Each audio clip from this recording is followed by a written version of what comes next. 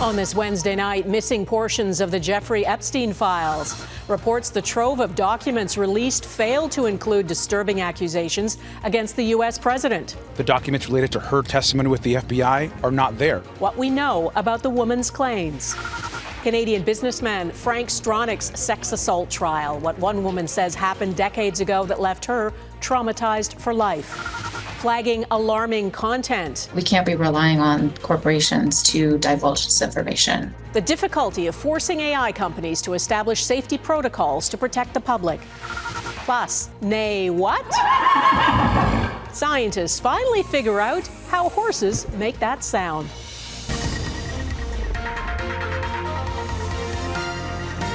Global National with Donna Friesen. Good evening and thanks for joining us. In another sign, the government of Prime Minister Mark Carney intends to reset the relationship with India. A senior official has told journalists India is not interfering in Canadian affairs.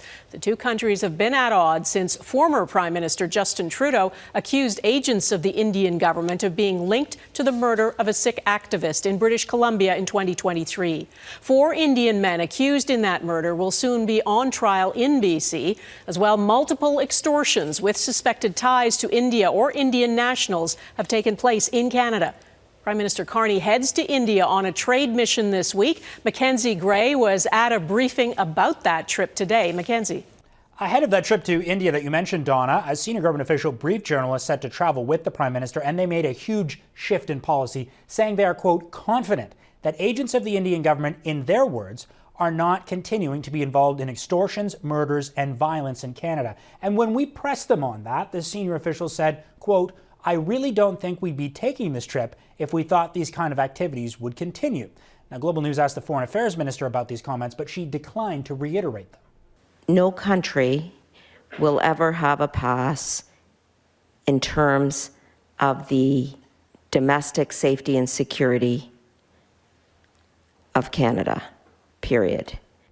The shift comes after the Trudeau government, RCMP, CSIS, and former National Security Advisor had all said publicly that agents of the Indian government were involved in extortions and murders in Canada. The most high-profile murder was of Sikh activist Hardeep Singh Nijjar in Surrey. The Indian High Commissioner has strongly denied involvement in any of those activities, including when I interviewed him yesterday.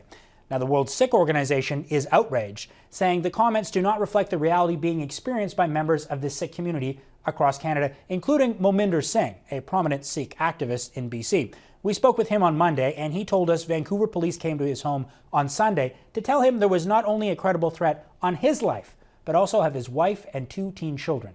Singh says he believes those threats are tied to the Indian government and related to his activism for a separate Khalistani state in northern India. Now, Carney leaves tomorrow for Mumbai, and he will also visit Delhi, Donna, but he won't visit the Punjab region where many Sikhs are from, somewhere both Justin Trudeau and Stephen Harper went when they visited India.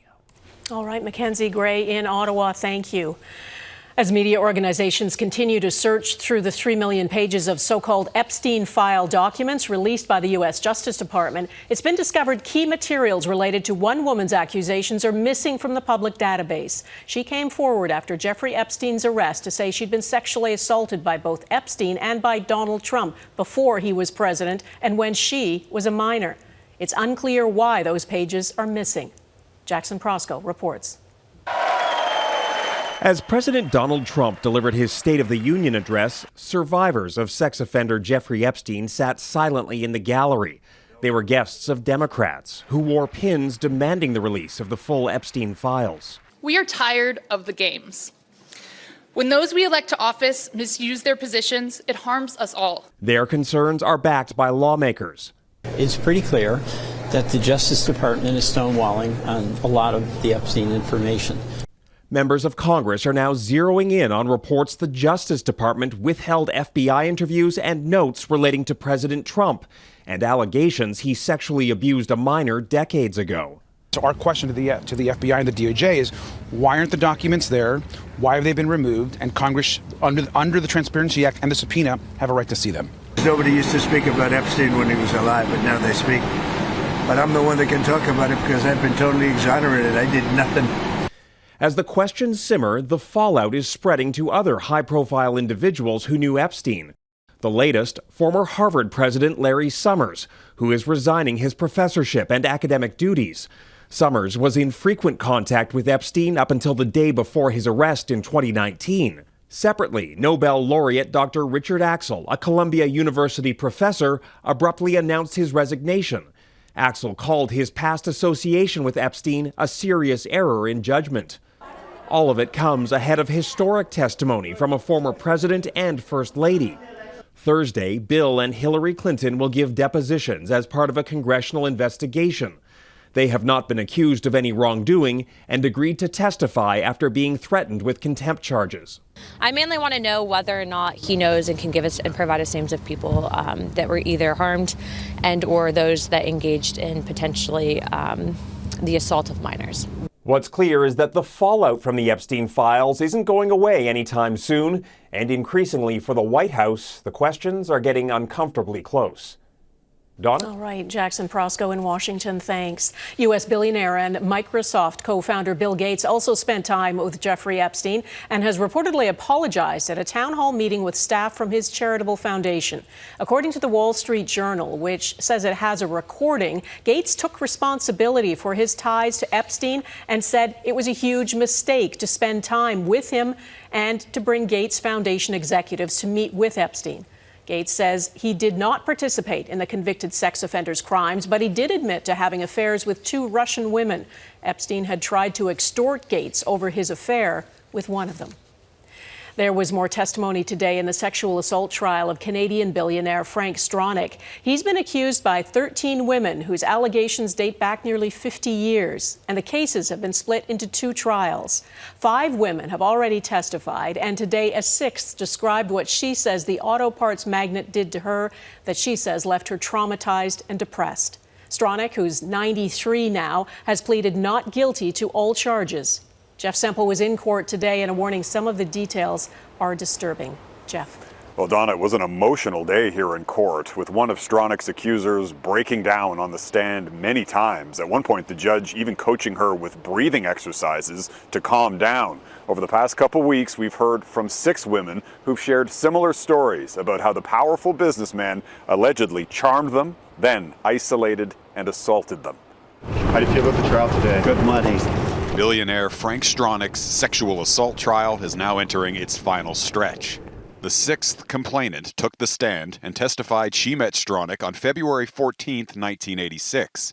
The then 33-year-old said she didn't want to spend Valentine's alone. So she stopped into this nightclub, Rooney's, which Stronach owned and where some of the other alleged assaults also began. At the bar, she was approached by an older man who introduced himself as Frank. He was nice, very easy to talk to, a father-like figure to me, she said, adding that she had no idea who he was or that he owned the bar. Frank asked me to dance, she said. At some point, he gave me a balloon to hold and said, "Be my Valentine. Happy Valentine's." In retrospect, I'm thinking you gave me the bloody Valentine I will never forget for the rest of my life, she yelled, breaking down, sobbing. She said Stronach insisted on driving her home that night, but ignored her directions and continued instead to his lakefront condo, claiming he needed a coffee. I didn't want that. I said, no, she testified. He said, just calm down, don't worry, have a coffee, and then I'll take you home.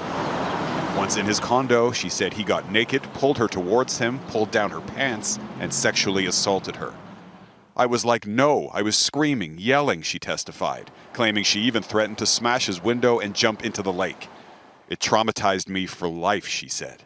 The woman testified she didn't report it to police until 20 years later because she was ashamed. Stronach's lawyers will begin questioning her tomorrow. The defense is largely focused on apparent inconsistencies and memory gaps with the women's stories, some of which date back nearly half a century. Donna? All right, Jeff Semple in Toronto, thank you. Cuban authorities say its border guards killed 4 people on a speedboat that entered Cuban waters this morning, and that boat, it says, is registered in Florida. In a statement, Cuba says when border guards approached the vessel for identification, the crew of the violating speedboat opened fire on the Cuban personnel, resulting in the injury of the commander of the Cuban vessel. It happened just off Cuba's north coast. Cuba says 6 people on board the boat were injured, but did not reveal the nationalities of the dead and injured. The U.S. is investigating. It is highly unusual to see shootouts in open sea like that. It's not something that happens every day. It's something, frankly, that hasn't happened with Cuba in a very long time. But we're going to find out.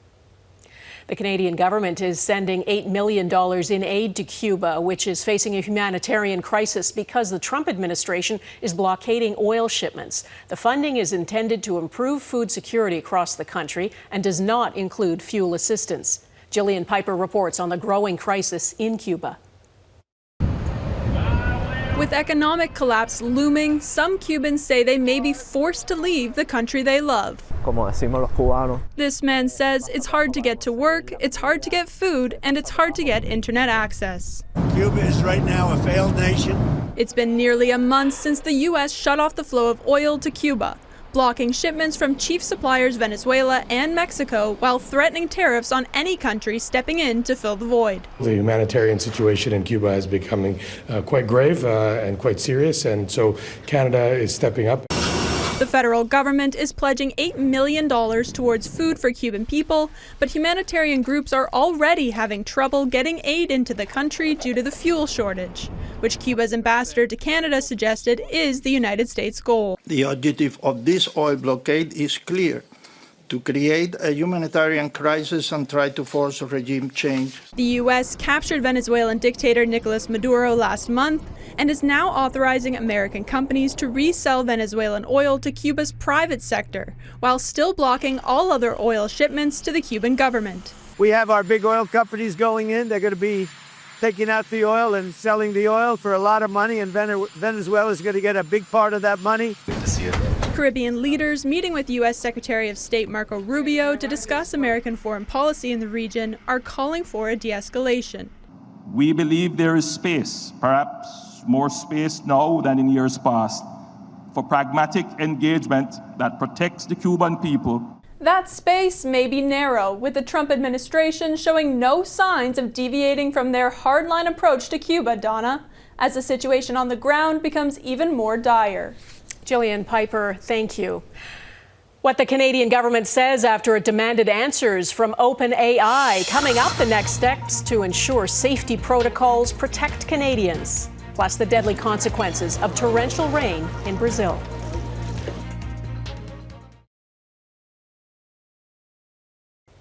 The federal government says it's disappointed after a meeting with representatives from OpenAI, the company behind ChatGPT. They were summoned to Ottawa yesterday to answer questions about their safety protocols. The artificial intelligence minister says the answers fell short.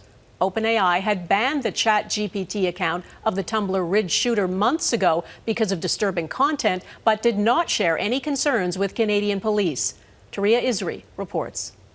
OpenAI executives were not exactly open to change, say federal ministers. We are disappointed that they did not provide any concrete proposals. Artificial Intelligence Minister Evan Solomon summoned company representatives to Ottawa to discuss their safety protocols, but he and others left unsatisfied. The message that we delivered in no uncertain terms was that we have an expectation that there are going to be changes implemented, and if they're not forthcoming very quickly, the government's going to be making changes. It's not clear what Jesse Van Rootselaar posted on ChatGPT or how the chatbot responded. The shooter's posts were flagged by OpenAI employees months before Van Rootselaar carried out one of the worst mass shootings in Canadian history. Obviously, anything that anyone could have done to prevent that tragedy or future tragedies must be done. In a statement, OpenAI says it has moved to strengthen our safeguards and made changes to our law enforcement referral protocol, but offered no details on how. Some are questioning what the federal government thought it would accomplish by meeting with OpenAI. This AI minister and others seem to take a bit more of a performative approach. A growing number of tech experts want tougher AI regulations, like a duty to report if the public is in danger. California recently passed landmark legislation requiring AI developers to disclose their safety protocols and protect whistleblowers. It's time for Canadian regulators to take this seriously and not to be waiting on the tech companies to do the regulatory work for them. Canada plans to introduce an online harms bill later this year. The question now is what tools will be in the legislation to hold AI companies accountable. Touria Izri, Global News, Montreal. The 20-year-old plaintiff at the center of a landmark social media trial in the United States is taking the stand for the first time. The lawsuit, brought by a woman identified only as Kaylee, alleges YouTube and Meta, the parent companies of Instagram and Facebook, intentionally designed their platforms to be addicting. The case is part of a broader backlash against social media companies who are accused of deliberately creating products that can cause harm to children and teens.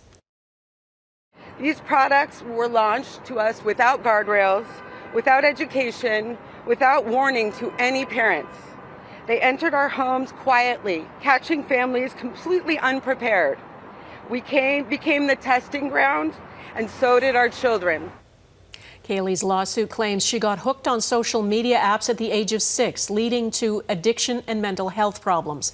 The outcome of this case could help guide how around 1,500 similar lawsuits against social media companies are resolved.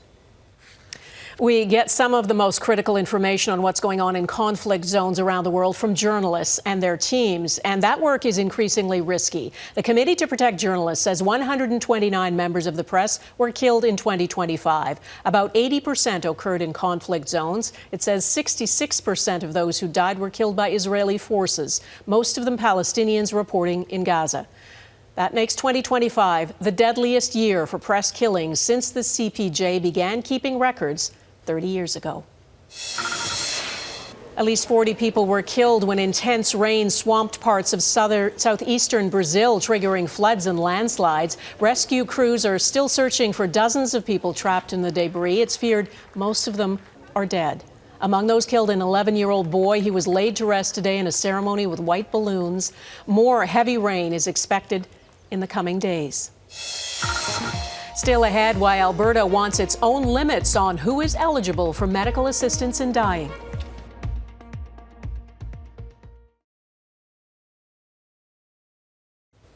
Alberta's government is planning to introduce legislation to put its own limits on who is eligible for medical assistance in dying, or MAID. There are already restrictions in place across the country, but Alberta's government claims they are not good enough.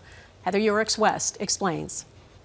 10 years since medical assistance in dying was made legal in Canada, Alberta is looking to set its own rules. Our government is taking steps to protect vulnerable Albertans by prohibiting medical assistance in dying in Alberta for select groups. The province says its proposed laws would prevent people under the age of 18 and those with mental illness as their sole underlying health condition from accessing MAID, as well as those seeking to make advanced requests for MAID at a later date. When I look to Alberta, look, the provinces, Quebec has done fine-tuning on this, and the people of Alberta have an absolute right to self-determination.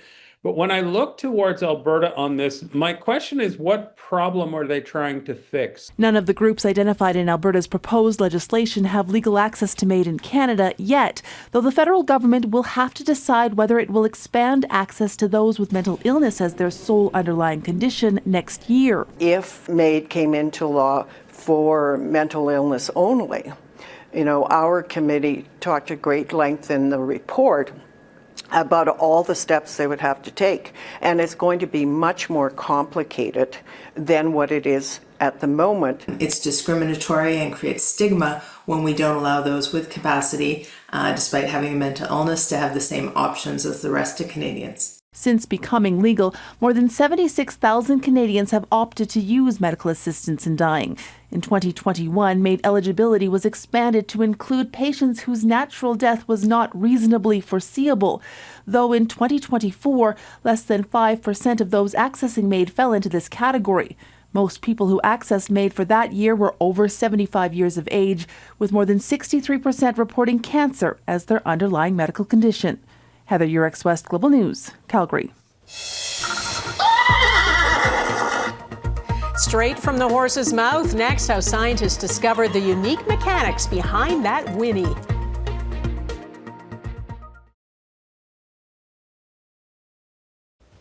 It's a sound unlike any other animal. When a horse whinnies, we know immediately it is a horse. But scientists have never fully understood how the animals produce that distinctive sound. As Heidi Petrachuk reports, scientists in Denmark did some detailed analysis of horses neighing, and they came up with an answer. Hi, Scooby. As a nonprofit riding school and equine therapy program, the folks at the Halifax Lancers know horse sounds. There's a range, of course, just like humans. That low sound Merlin here is making during feeding time is a nicker, not to be confused with the whinny. The whinny is it's often seen as a greeting.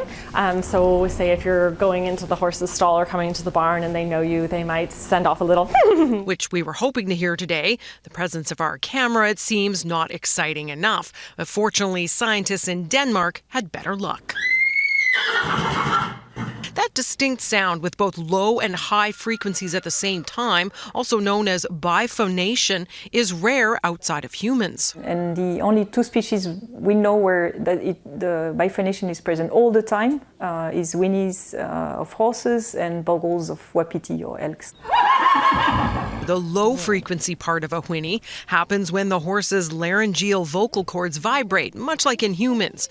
But large animals don't typically make such high-pitched sounds, so researchers at the University of Copenhagen wanted to know just how horses do it. So the low pitch starts somewhere here and then goes down. To find out, they slid small cameras through the noses of 10 healthy stallions to see what happens during natural vocalization.